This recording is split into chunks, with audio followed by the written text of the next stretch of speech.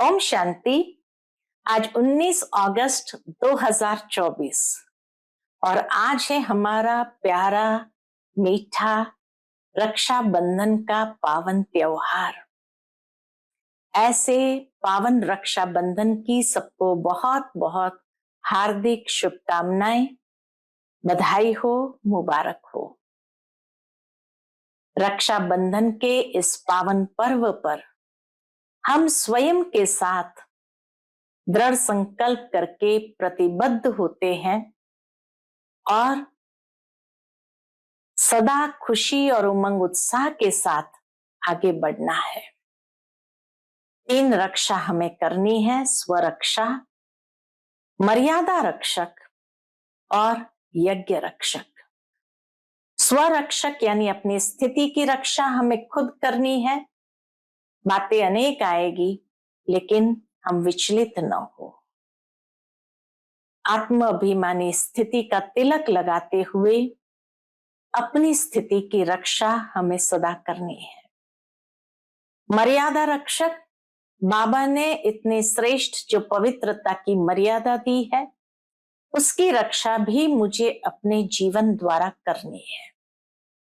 और तीसरा है यज्ञ रक्षक, अर्थात इस यज्ञ के वायुमंडल को सदा श्रेष्ठ और सकारात्मक बनाने में हमारा योगदान बना रहे।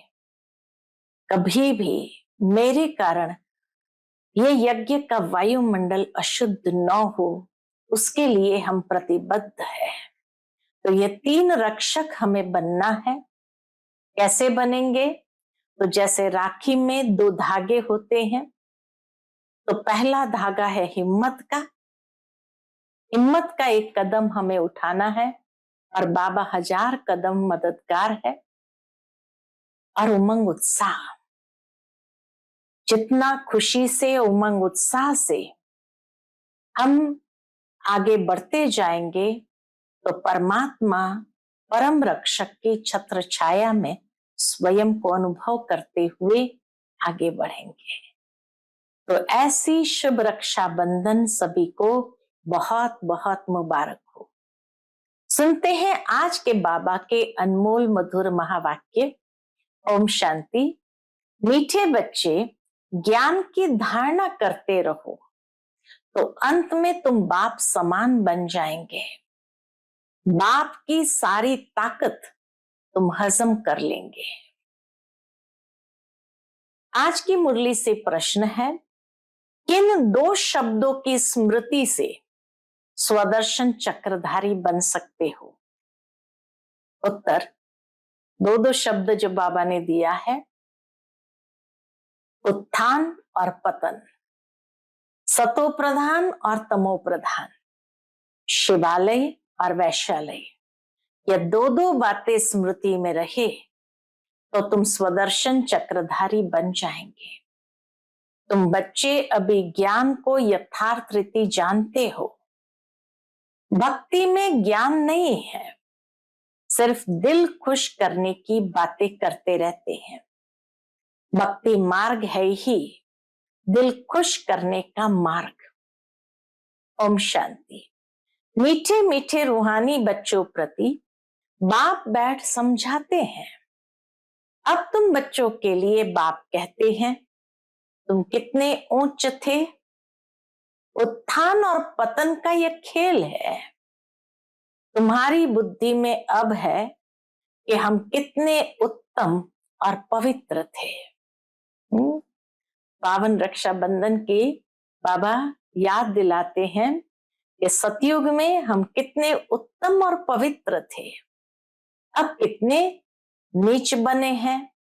देवी देवताओं के आगे ही तुम जाकर कहते हो आप ऊंच हो, हम नीच है। पहले पहले ये पता नहीं था कि हम ही ऊंच ते ऊंच और नीच बनते हैं। अभी बाप तुमको बताते हैं, मीठे मीठे बच्चे, तुम कितने ऊंच पवित्र थे। स्मृति को जागृत करें हम, कितने ऊंच पवित्र थे, फिर कितने अपवित्र बने हो। पवित्र को ऊंच कहा जाता है उसको कहा जाता है वाइसलेस वर्ल्ड। वहां तुम्हारा राज्य था जो फिर अब स्थापन कर रहे हो। बाप सिर्फ इशारा देते हैं कि तुम बहुत उत्तम शिवालय सतयुग के निवासी थे। फिर जन्म लेते लेते आधा में तुम विकार में गिरे तो पतित विशस बने। आधा कल्प विशस रहे, अब फिर तुमको वाइसलेस सतो प्रधान बनना है। 2 अक्षर याद करना है। अभी यह है तमो प्रधान दुनिया, सतो प्रधान दुनिया की निशानी ये लक्ष्मी नारायण है। 5000 वर्ष की बात है। सतो प्रधान भारत में राज्य था। भारत बहुत उत्तम था। अभी कनिष्ठ है। वाइसलेस से विशस बनने में तुमको 84 जन्म लगे। बल वहां भी थोड़ी थोड़ी कला कमती होती जाती है, परंतु कहेंगे तो संपूर्ण निर्विकारी ना। बाबा कहे सतयुग से लेकर कलयुग तक धीरे धीरे कला कमती होती जाती है, परंतु कहेंगे तो संपूर्ण निर्विकारी ना। एकदम संपूर्ण निर्विकारी श्री कृष्ण को कहेंगे। वह गोरा था, अब सांवरा बन गया है। तुम यहां बैठे हो तो बुद्धि में रहना चाहिए कि हम शिवालय में विश्व के मालिक थे। दूसरा कोई धर्म ही नहीं, सिर्फ हमारा ही राज्य था। फिर 2 कला कम हुई। जरा जरा कला कम होते त्रेता में 2 कला कम हो गई। पीछे विशस बनते हैं और गिरते गिरते छीछी बन जाते हैं। इसको कहा जाता है विशस वर्ल्ड। विषय वैतरणी नदी में गोते खाते रहते हैं, वहां क्षीर सागर में रहते हैं। सतयुग में तो क्षीर सागर में रहते थे। तुम सारे वर्ल्ड की हिस्ट्री ज्योग्राफी को, अपने 84 जन्मों की कहानी को भी समझ गए हो। हम वाइसलेस थे, इनके राज्य में थे, पवित्र राजाई थी, उसको कहेंगे फुल स्वर्ग। फिर त्रेता में सेमी स्वर्ग। यह बुद्धि में तो है ना। बाप ही आकर सृष्टि के आदि मध्य अंत का राज समझाते हैं। मध्य में ही रावण आया, फिर अंत में इस विशस दुनिया का विनाश होगा। फिर आदि में जाने के लिए पवित्र बनना है। अपने को आत्मा समझकर मामेकम याद करो। बाबा कहे पवित्र बनने के लिए अपने को आत्म समझ मामेकम याद करो।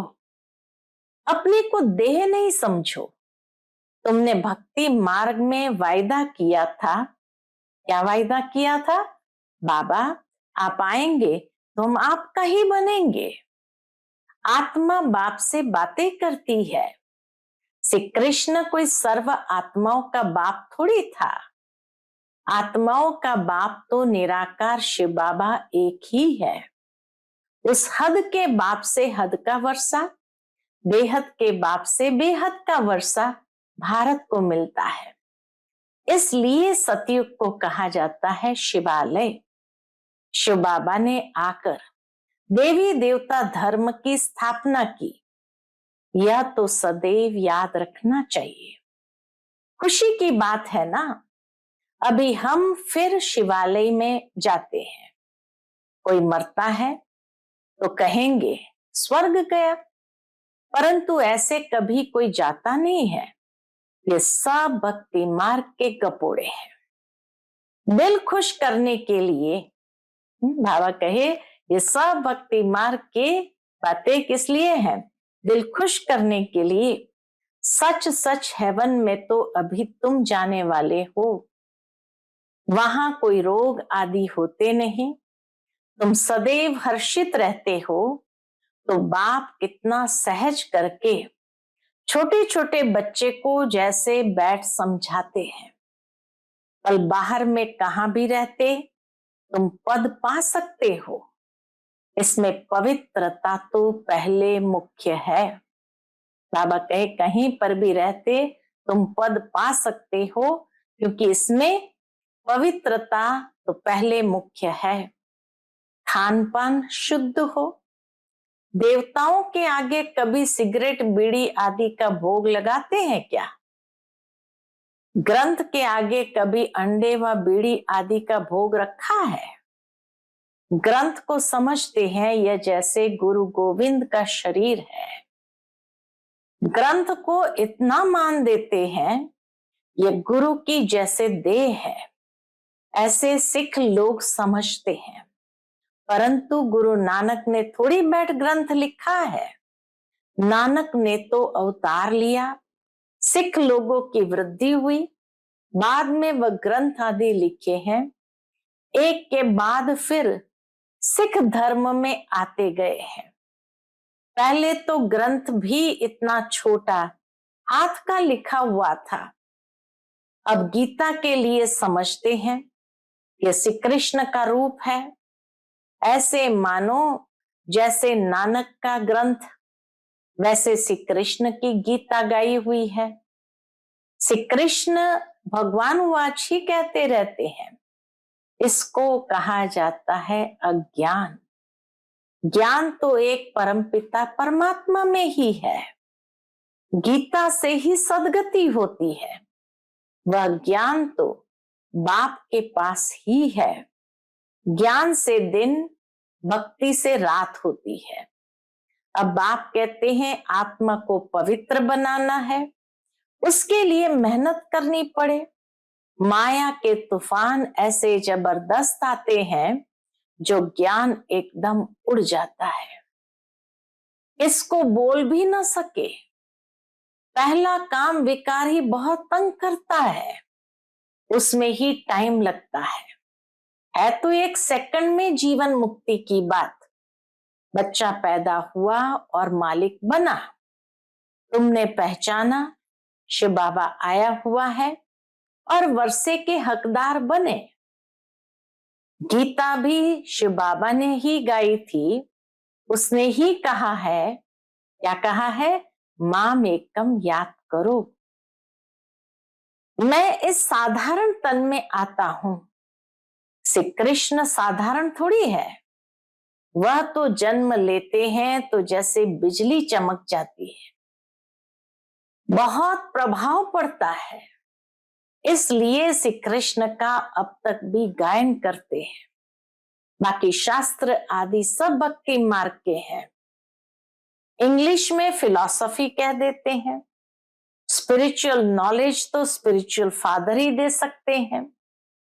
खुद कहते हैं मैं तुम्हारा स्पिरिचुअल फादर हूं। शिव बाबा खुद आकर कहते हैं मैं तुम्हारा स्पिरिचुअल फादर हूं, ज्ञान का सागर हूं। तुम बच्चे भी बाप से सीख रहे हो, ज्ञान को धारण कर रहे हो, फिर पिछाड़ी में बाप मिसल बन जाएंगे। सारा मदार किस पर है? बाबा कहे सारा मदार धारणा पर है। फिर वह ताकत आ जाएगी बाप की याद से।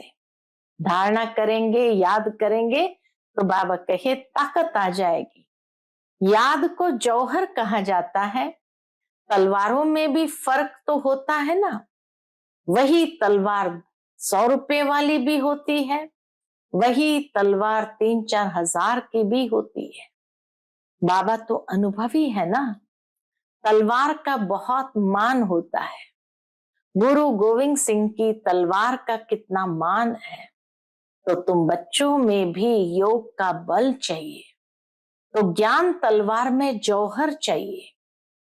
जौहर आने से जल्दी समझेंगे। बाबा कहे जौहर आने से फिर जल्दी समझेंगे। जौहर माना शक्ति, ताकत। ड्रामा अनुसार तुम मेहनत करते रहते हो। जितना जितना बाप को याद करेंगे, याद से ही पाप कटेंगे। पतित पावन बाप ही युक्ति बता रहे हैं। फिर कल्प बाद भी ऐसे ही आकर तुमको ज्ञान देंगे। इनको ही सब त्याग करा के ऐसे ही अपना रथ बनाएंगे। ब्रह्मा बाबा से ही सब कुछ त्याग करा के ऐसे ही उनको शिव बाबा अपना रथ बनाएंगे। तुम बच्चों को वहां कितनी कशिश हुई, शुरू शुरू में जब शिव बाबा आए तो कितनी कशिश हुई, कैसे सब भागे। बाप में कशिश है ना, अभी तुमको भी ऐसा संपूर्ण बनना है। नंबरवार ही बनेंगे। यह राजधानी स्थापन होती है। सृष्टि चक्र को तो समझ लिया है। सतयुग आदि से कलयुग अंत तक अभी है संगम युग। बाप को भी जरूर आना पड़े पावन बनाने। पावन अर्थात सतो प्रधान। फिर खाद पड़ती गई।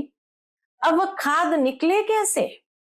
आत्मा सच्ची होती है तो जेवर भी सच्चा अर्थात गोरा शरीर होता है। आत्मा झूठी बनती है तो शरीर भी पतित होता है। ज्ञान के पहले तो यह भी नमन वंदन करते थे। ब्रह्मा बाबा भी सबको नमन वंदन करते थे। लक्ष्मी नारायण का बड़ा चित्र ऑयल पेंट का गद्दी पर लगा रहता था। जहां बाबा बैठते थे गद्दी पर, उसके ऊपर बना लगा रहता था। उनको ही बहुत प्यार से याद करते थे और कोई की याद नहीं। बाहर और तरफ ख्याल जाता था तो अपने को चमाट मारते थे। ब्रह्मा बाबा का अपना पुरुषार्थ भक्ति मार्ग का भी, कि अगर भगवान को याद करने बैठे और अगर कहीं ख्याल चला गया बाहर तो अपने आप को चमाट मारते थे। मन भागता क्यों है, दर्शन क्यों नहीं मिलता है? भक्ति में था ना। फिर जब विष्णु का दर्शन हुआ तो भी कोई नारायण थोड़ी हो गया। पुरुषार्थ तो जरूर करना होता है। एम ऑब्जेक्ट तो सामने खड़ी है। ये चैतन्य में थे जिनका जड़ चित्र बनाया है। बाप आया है पावन बनाने। नर से नारायण बनाते हैं। तुम भी उन्हों की राजधानी में थे। फिर ऐसा बनने का पुरुषार्थ करते हो तो अच्छी रीति फॉलो करना चाहिए। ब्रह्मा को देवता थोड़ी कहा जाता है। विष्णु देवता ठीक है, मनुष्य को तो कुछ भी पता नहीं। कहते हैं गुरु ब्रह्मा गुरु विष्णु गुरुदेवो महेश्वर। अब विष्णु गुरु किसका हुआ? सबको गुरु कहते रहते हैं। शिव परमात्मा नमः, उनको गुरु, उनको परमात्मा कह देते हैं। सबसे बड़ा तो बाप है ना, उनसे हम ये सीख रहे हैं। औरों को सिखलाने लिए सतगुरु जो तुमको समझाते हैं वह तुम औरों को समझाते हो। गुरु को ऐसे नहीं कहेंगे कि ये बाप है, टीचर है। नहीं, दुनिया में गुरु को कोई ऐसे नहीं कहेंगे ये बाप है, टीचर है। नहीं तो यह सारी नॉलेज तुम्हारी बुद्धि में होनी चाहिए। हम शिवालय में थे, अभी वैशालय में है, फिर अब शिवालय में जाना है। बल कहते हैं ब्रह्म में लीन हो गया, ज्योति ज्योत समाया, परंतु आत्मा तो अविनाशी है। हर एक में अपना अपना पार्ट भरा हुआ है। सब एक्टर्स है, बाबा के सब एक्टर्स है, उनको अपना पार्ट बजाना ही है। वह कभी मिट नहीं सकता। जो भी सारी दुनिया की आत्माएं हैं उनको पार्ट बजाना है। जैसे कि नए सिर शूटिंग होती जाती है, परंतु ये अनादि शूटिंग हुई पड़ी है। ये वर्ल्ड की हिस्ट्री ज्योग्राफी रिपीट होती रहती है। ये वंडरफुल सितारा है जो भ्रुकुटी के बीच चमकता है, कभी गिसता ही नहीं। यह ज्ञान तुम्हारे में आगे नहीं था। वंडर ऑफ वर्ल्ड, हेवन अथवा स्वर्ग नाम सुनकर दिल खुश होता है। अभी तो सतयुग है नहीं, अभी है कलयुग, तो पुनर्जन्म भी कलयुग में ही लेंगे। जाना तो सबको जरूर है, परंतु पतित आत्माएं तो जा न सके। अभी तुम बच्चे पावन बनते हो। कैसे? योग बल से। पावन दुनिया गॉड फादर ही स्थापन करते हैं, फिर रावण हेल बनाते हैं। यह तो प्रत्यक्ष है ना, रावण को जलाते हैं ना। मनुष्य तो कहते हैं ये अनादि चला आता है, परंतु कब से शुरू होता है यह भी किसको पता नहीं है। आधा आधा तो कर न सके, क्योंकि लाखों वर्ष कह देते हैं, कलयुग को फिर 40,000 वर्ष कह देते हैं। तो मनुष्य घोर अंधियारे में है। मनुष्य घोर अंधियारे में है ना। अज्ञान नींद से जागना बड़ा मुश्किल है, जागते ही नहीं। अभी है संगम युग, जबकि बाप आकर पावन बनने की युक्ति बताते हैं। तुम पावन होंगे तो पावन दुनिया स्थापन हो ही जाएगी, ये पतित दुनिया ही खलास हो जाएगी। अभी कितनी बड़ी दुनिया है, सतयुग में तो बहुत छोटी दुनिया हो जाएगी। अब माया पर जीत पाकर पावन जरूर बनना है। बाप कहते हैं माया बड़ी दुस्तर है, पावन बनने में ही अनेक प्रकार के विघ्न डालती है। पवित्र बनने की हिम्मत रखते हैं, फिर माया आकर क्या हाल बना देती है। हिम्मत तो रखते हैं, लेकिन माया आकर क्या हाल बना देती है। गुस्सा लगाकर गिरा देती है कि कमाई खत्म कर देती है, फिर बहुत मेहनत करनी पड़ती है। कोई तो गिरते हैं फिर मुंह भी नहीं दिखाते हैं, फिर इतना ऊंच पद पा न सके। पुरुषार्थ पूरा होना चाहिए, फेल नहीं होना चाहिए, इसलिए कोई गंधर्व विवाह भी करके दिखाते हैं। सन्यासी लोग कहते शादी की और पवित्र रहे, ये तो इम्पॉसिबल है। बाप कहते हैं पॉसिबल है, क्योंकि प्राप्ति बहुत है। ये अंतिम एक जन्म तुम पवित्र बनेंगे तो तुमको स्वर्ग की बादशाही मिलेगी। क्या इतनी बड़ी प्राप्ति के लिए तुम एक जन्म पवित्र नहीं रह सकते हो? कहते बाबा हम जरूर रहेंगे। बच्चे क्या कहते? बाबा हम जरूर रहेंगे। सिख लोग भी पवित्रता का कंगन डालते हैं, यहाँ कोई धागा आदि बांधने की दरकार नहीं, यह तो बुद्धि की बात है। बाप कहते माम एकम याद करो। बच्चियां बहुतों को सुनाती है, परंतु बड़े आदमियों की बुद्धि में बैठता थोड़ी है। बाप कहते हैं पहले उनको अच्छी रीति से समझाओ, ये सब प्रजापिता ब्रह्मा की औलाद है। शिव बाबा से वर्षा मिल रहा है, पतित से पावन बनना है। अब बाप कहते हैं मामेकम याद करो। ऐसा तो कोई कह न सके, पहले तो उनकी बुद्धि में बिठाना है। कौन सी बात? भारत वाइसलेस था, अभी विशस है, फिर वाइसलेस कैसे बनेगा? भगवान वाच मामेकम याद करो। बस इतना कहे तो भी अहोभाग्य, परंतु इतना भी कह नहीं सकेंगे, भूल जाएंगे। बाबा ने समझाया था, उद्घाटन तो बाप ने कर दिया है, बाकी तुम निमित्त कर रहे हो। फाउंडेशन लगा दिया है, बाकी अब सर्विस स्टेशन का उद्घाटन होता है। यह तो गीता की ही बात है, गीता में भी है, हे बच्चों तुम काम पर जीत पहनो तो ऐसे जगत जीत बनेंगे। 21 जन्मों के लिए बल खुद न बने, बल खुद यानी शिव बाबा न बने, औरों को तो समझाएं। ऐसे भी बहुत है, औरों को उठाकर खुद गिर पड़ते हैं। बच्चों में भी ऐसे बहुत है, औरों को उठाकर फिर खुद गिर पड़ते हैं। काम महाशत्रु है, एकदम गटर में गिरा देता है। जो बच्चे काम पर जीत पाते हैं वही जगत जीत बनते हैं। अच्छा, मीठे मीठे सिखलते बच्चों प्रति माता पिता बाप दादा का याद प्यार और गुड मॉर्निंग। रूहानी बाप की रूहानी बच्चों को नमस्ते। हम सभी रूहानी बच्चों की रूहानी माता पिता बाप दादा को याद प्यार, गुड मॉर्निंग और नमस्ते। नमस्ते, शुक्रिया बाबा, शुक्रिया। आज की मुरली से धारणा के लिए मुख्य सार है। पहली पॉइंट, इस अंतिम जन्म में सर्व प्राप्तियों को सामने रख पावन बनकर दिखाना है। माया के विघ्नों से हार नहीं खानी है। दूसरी पॉइंट, एम ऑब्जेक्ट को सामने रख पूरा पुरुषार्थ करना है। जैसे ब्रह्मा बाप पुरुषार्थ कर नर से नारायण बनते हैं, ऐसे फॉलो कर गद्दी नशीन बनना है। आत्मा को सतो प्रधान बनाने की मेहनत करनी है।